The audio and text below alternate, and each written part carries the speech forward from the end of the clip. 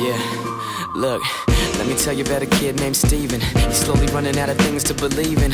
Every couple of months his mom leaves him for no good reason. His stepdad beats him. Not too many friends, only ever had a few with him. But recently they don't want anything to do with him. Always eating lunch in a bathroom stall. He just wants to feel normal and be cool again. Yeah, always feeling like the outcast. He's been going crazy ever since his dad passed. He needs guidance and advice, but instead he only has breakdowns and flashbacks of the car crash.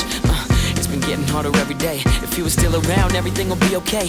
Cause his dad was always the light at the end of the tunnel. But now that same damn tunnel's looking dark and gray. He keeps quiet in the back of the class, and when the bell rings, Steven hurries home fast. He's scared of that the other kids will kick his ass on the long walk home. Cause it's happened in the past, so he's getting used to the black eyes and fat lips. But all he's got is a fake smile and cut wrists. Wishing he could walk right up to him, show him the scars and say, look, you're the reason that I've done this. And maybe they will finally understand and go back to how it was before it all began. But he's just a little different, so they taunt him and they beat him. Yeah, it's all just fun and games, they don't give a damn. Yeah, his older brother ain't around, in and out of jail, hanging with the wrong crowd. He's been doing coke, smoking weed, getting drunk all his life. He's ashamed, no he's not too proud. Now his habits are rubbing off on his little bro.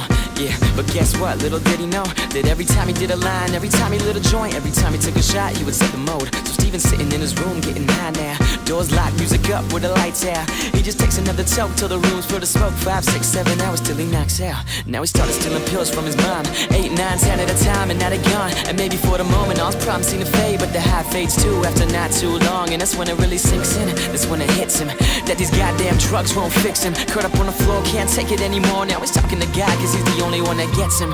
On his knees looking up, can't stop crying. Gotta know we haven't talked in a long time, but this time I really need you. Please God help me, say something, just give me a sign. Cause now I'm falling apart and I don't think that I can do it. Please God give me the strength to pull through it. Tell me, should I give up? I could end it all right now, I just don't know if I'm brave enough to do it.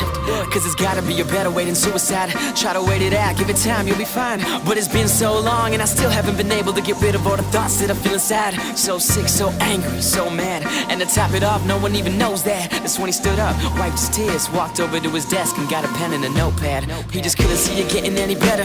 So on that cold dark night in December, Steven knew exactly what he had to do. But first he sat down and wrote a couple letters. One to his stepdad, one to his mother.